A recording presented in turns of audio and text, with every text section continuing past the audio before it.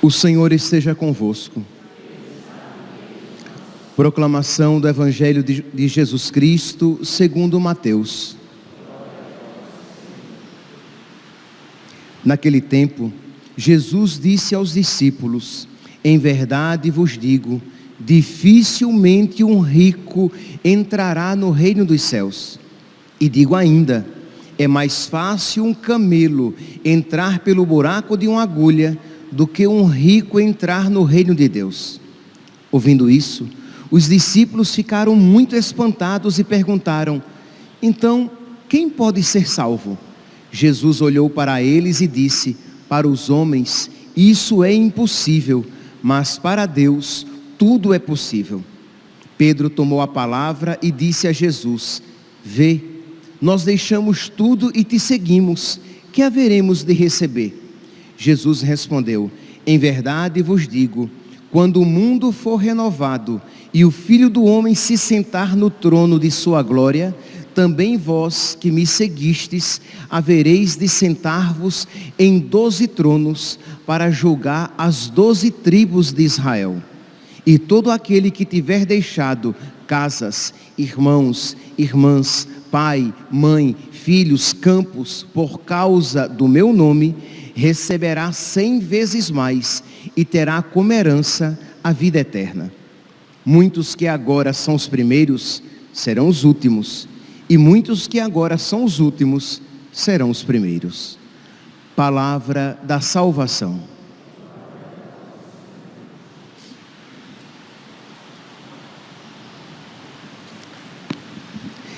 Caríssimos irmãos e irmãs, o Evangelho de hoje é uma continuação imediata do Evangelho de ontem. Ontem Jesus se encontra com o jovem rico, convida-o para ser seu discípulo, para fazer parte do grupo dos amigos próximos dele, para ser apóstolo. Só que aquele jovem que seguia alguns mandamentos, que seguia os mandamentos, mas não estava disposto a uma generosidade maior, aquele jovem se entristece e vai embora. E aí Jesus, vendo aquela atitude, Jesus diz: em verdade vos digo, dificilmente um rico entrará no reino dos céus, porque com muita facilidade nós deixamos o nosso coração se apegar às riquezas. Pois bem, então, tomando essa afirmação de nosso Senhor, eu gostaria de fazer uma reflexão a partir da primeira leitura e do santo que nós estamos hoje fazendo memória, porque é verdade que dificilmente um rico entrará no reino dos céus, mas não impossível, porque o problema é quando você se apega à riqueza, se apega ao desejo da riqueza em detrimento de Deus. O problema é quando você serve a riqueza e se torna escravo do dinheiro e não servo do Senhor, escravo do Senhor, usando do dinheiro da melhor maneira possível. Então, na primeira leitura, nós ouvimos aqui a respeito deste rei mau. Diz que a palavra do Senhor foi dirigida ao profeta Ezequiel, nesses termos: filho do homem, dize ao príncipe da cidade de Tiro, assim fala o Senhor Deus, porque o teu coração se tornou orgulhoso, tu disseste: eu sou um Deus, e ocupo o trono divino no coração dos mares. Tu, porém, diz Deus, por meio do profeta Ezequiel, tu, porém, és um homem, e não um Deus, mas pensaste ter a mente igual a de um Deus. Por quê? Porque ele era mais sábio do que Daniel. Imagine, Daniel que interpretava os sonhos. A palavra diz aqui: sim, tu és mais sábio do que Daniel. segredo nenhum te obscuro, com talento e habilidade adquiriste uma fortuna. Mas, não obstante todos esses dons, ao invés dele se voltar para Deus e reinar segundo Deus, ele se colocou no lugar de Deus. Meus santos, não há como, de alguma maneira, vendo o mau exemplo deste rei, deste príncipe, deste primeiro de Tiro, não pensar nos governantes do mundo quando querem se colocar no lugar de Deus, criando leis contrárias aos mandamentos de Deus e perseguindo o próprio Deus quando perseguem os seus discípulos. Apenas um exemplo próximo a nós, mas infelizmente não o único. Nós estamos vendo por esses dias o que está acontecendo com a igreja na Nicarágua, sendo perseguida por aquele ditador, pelo seu presidente. Os fiéis sendo impedidos de entrar na igreja, e a igreja sendo perseguida e impedida de se manifestar publicamente.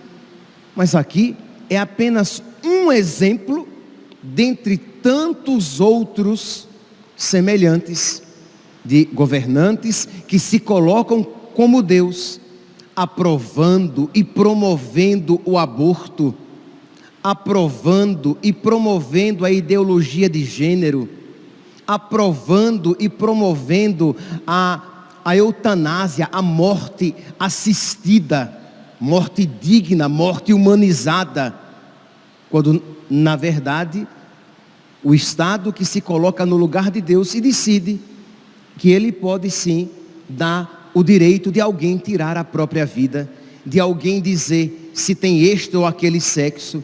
O Estado que quer, entre aspas, dar educação sexual aos nossos filhos, quando na verdade é uma perversão sexual.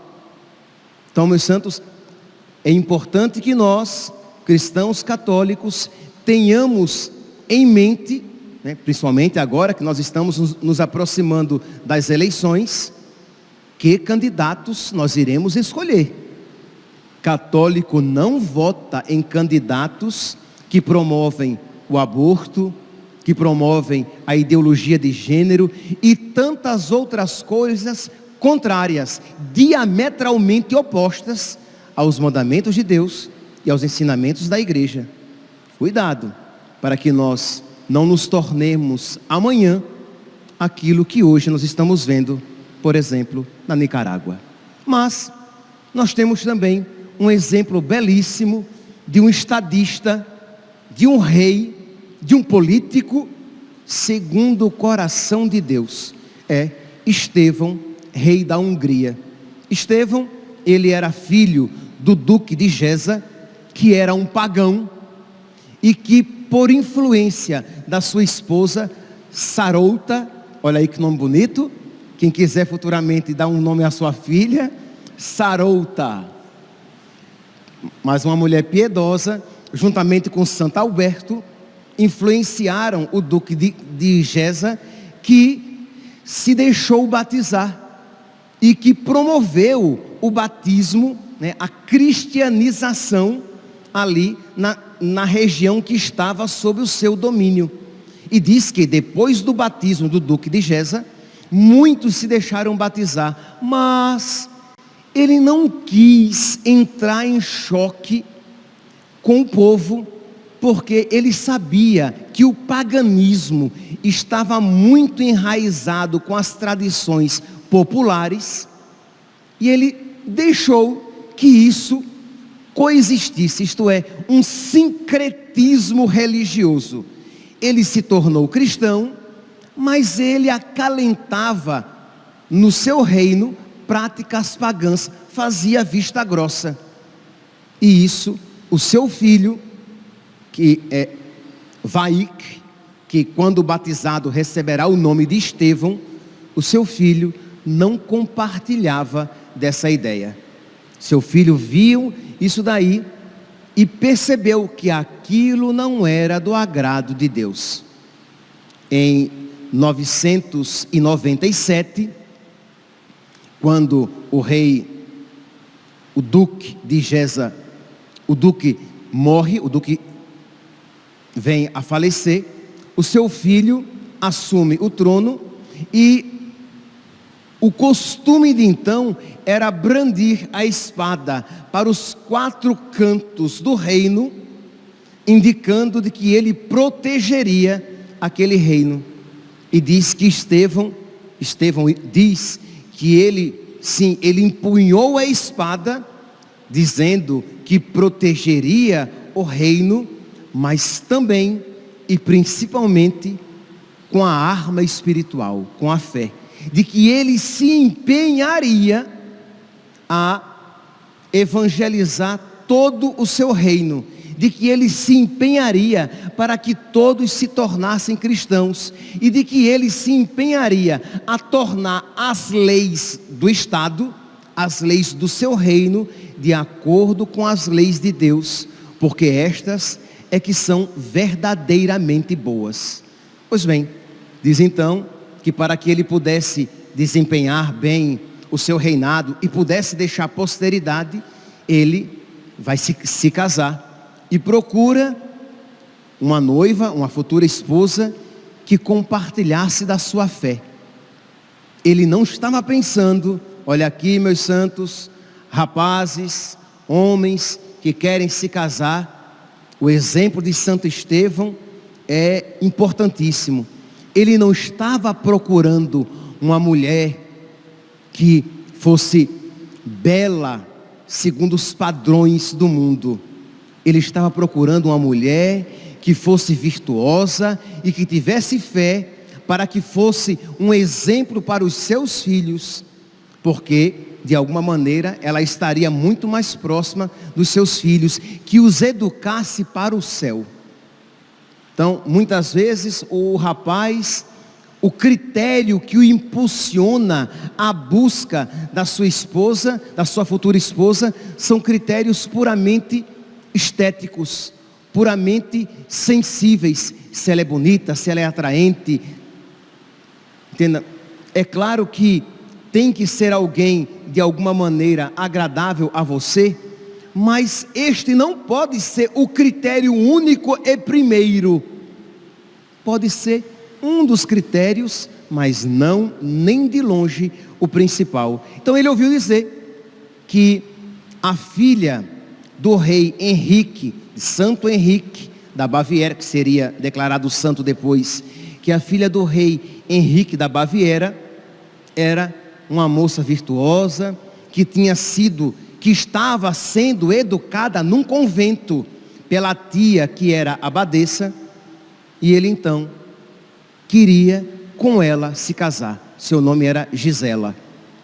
Diz então que ele procurou se encontrar com ela para pedir-lhe a mão, só que a tia, a abadesa, disse: eu não vou consentir minha sobrinha se casar com um bárbaro recém-convertido, porque imagine, o pai de Estevão era pagão, tinha se convertido, então Estevão era de alguma maneira, não era alguém de uma linhagem cristã, era um recém-convertido por causa do seu pai, mas como era rei, aceitou que viesse visitar a sua sobrinha. Ela era irmã, né? A abadesa era irmã do rei, então tinha muita influência. Diz então que sem a moça saber, ela pediu que a moça ficasse no jardim do convento, como normalmente ela ficava, em oração. E o rei chegou, Estevão chegou. Quando Estevão viu de longe a sua pretendente rezando, ele esperou que ela terminasse a oração, porque não era conveniente que ele atrapalhasse um diálogo que ela estava tendo com o Rei dos Reis e Senhor dos Senhores. Meus santos, isso é um exemplo para nós, tá?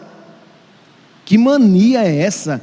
Às vezes o padre está rezando, você não vai tirar o filho da forca, e você vai lá e interrompe o padre. Padre, posso falar com o senhor?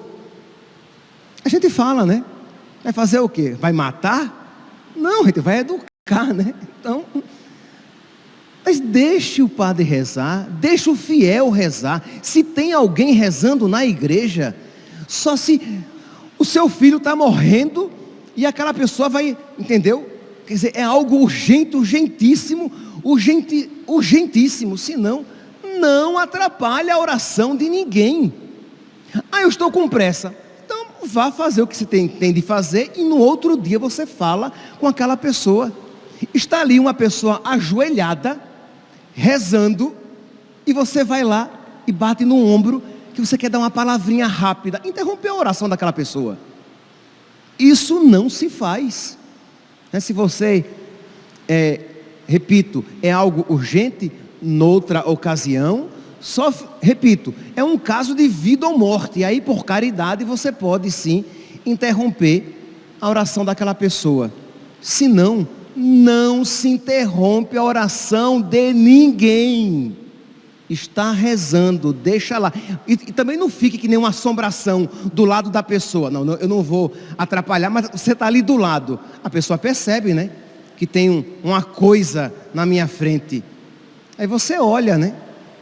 Saia. Ela está ajoelhada. Ele está ajoelhado. Então, ele está rezando.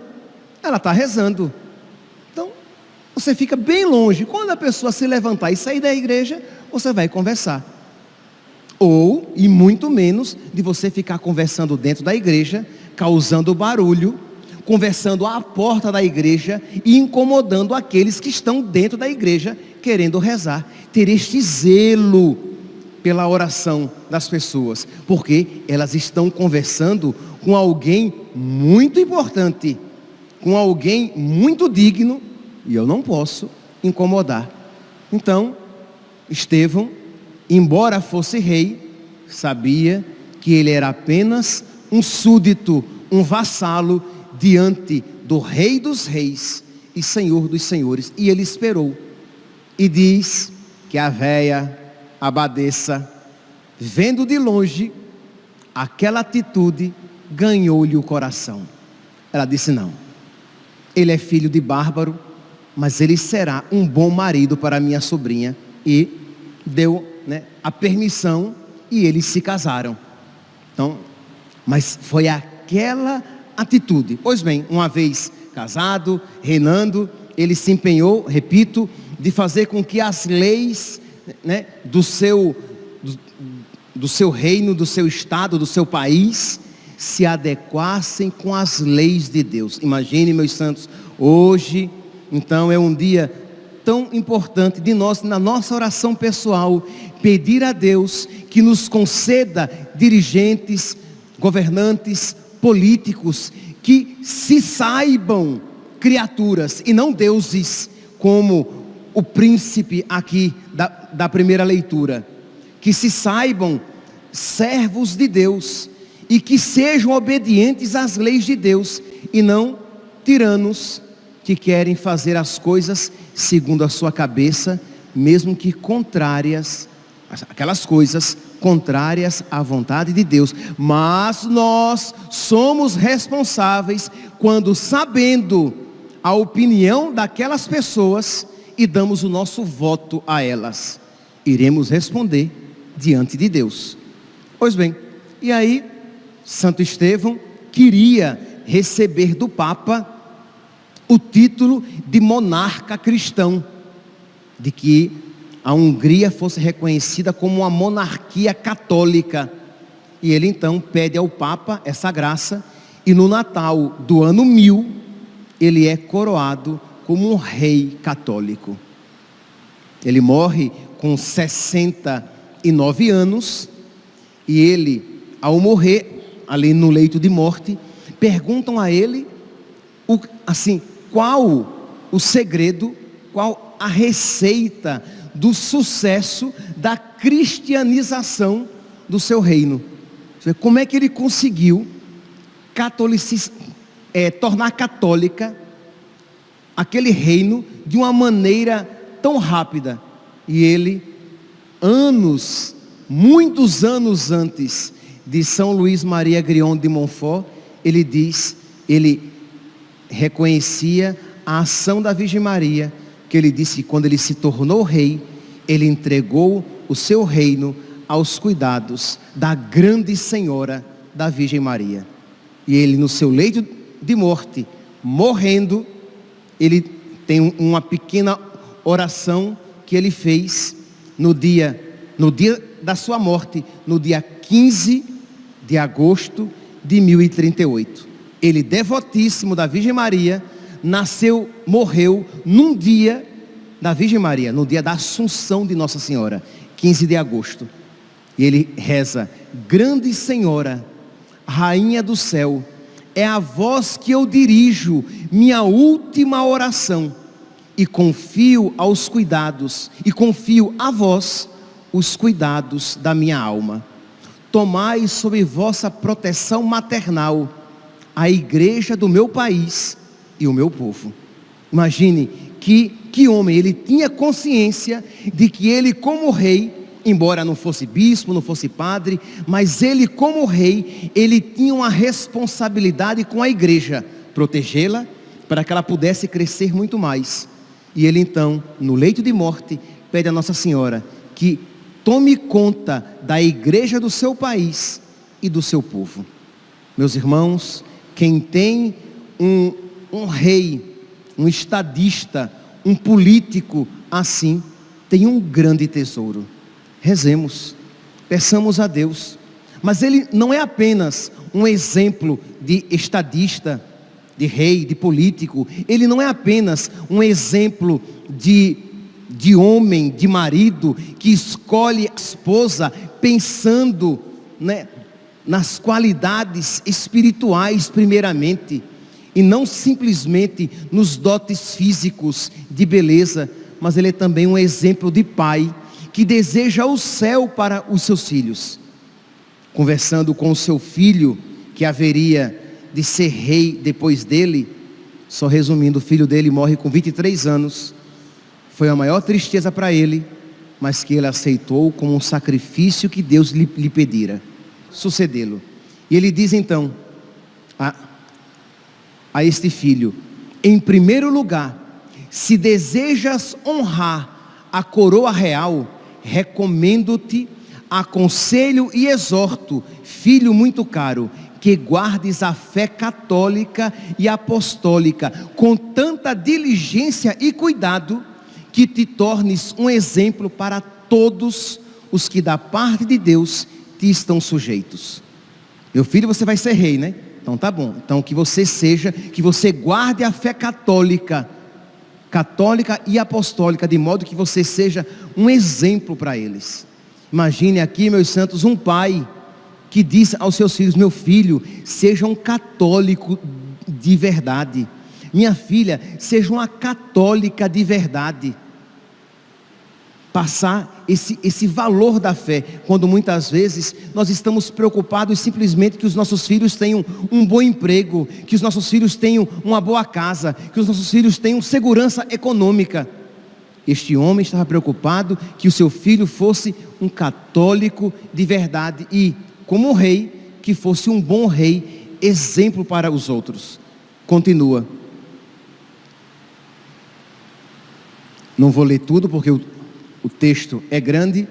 Em nossa monarquia, meu filho muito querido, doçura do meu coração, esperança da continuidade de nossa linhagem, rogo-te e ordeno que por tudo e em tudo, firmado na piedade, sejas propício não apenas aos parentes e próximos, isto é, que você seja bom não apenas com seus parentes e com aqueles que lhes são próximos,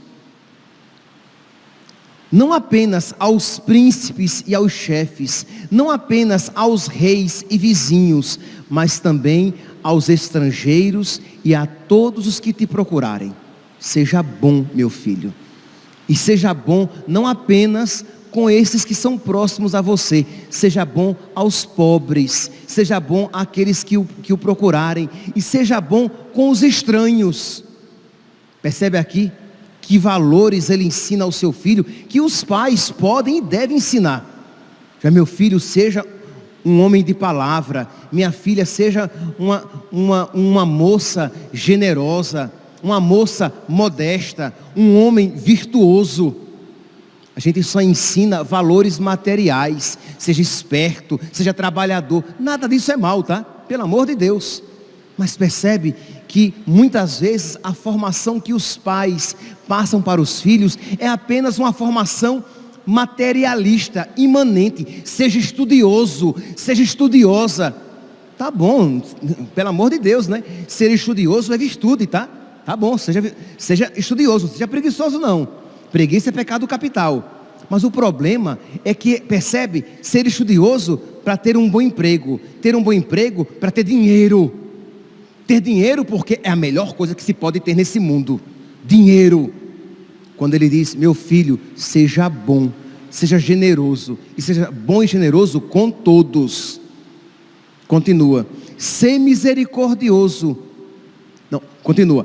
Pois a prática da misericórdia te leva à máxima felicidade.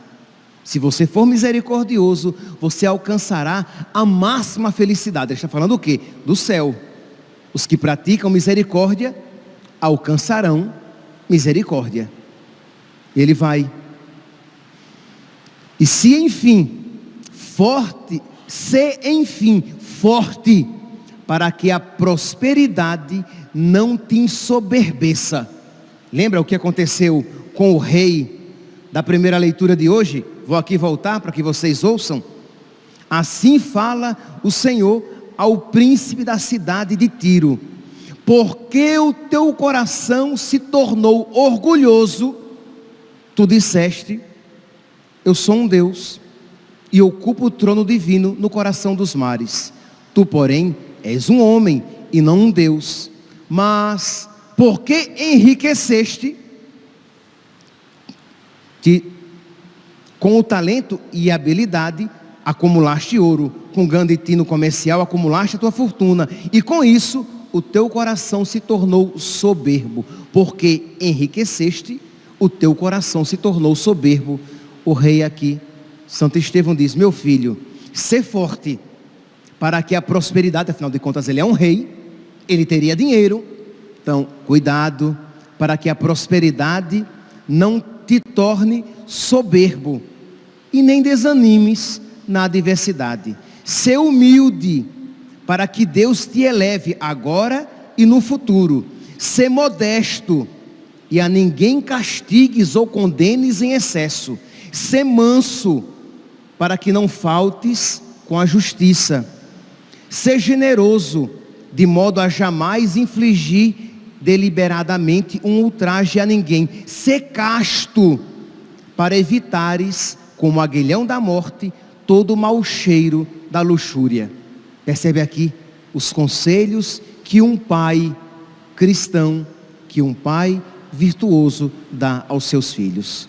Que o exemplo, meus santos, de Santo Estevão ilumine, inspire, quem sabe, os nossos políticos, os nossos dirigentes, os nossos pais, os homens, mas que a sua oração, que na sua oração ele interceda por todos nós, para que nós desejemos agradar a Deus com todo o nosso coração, como ele em sua vida desejou.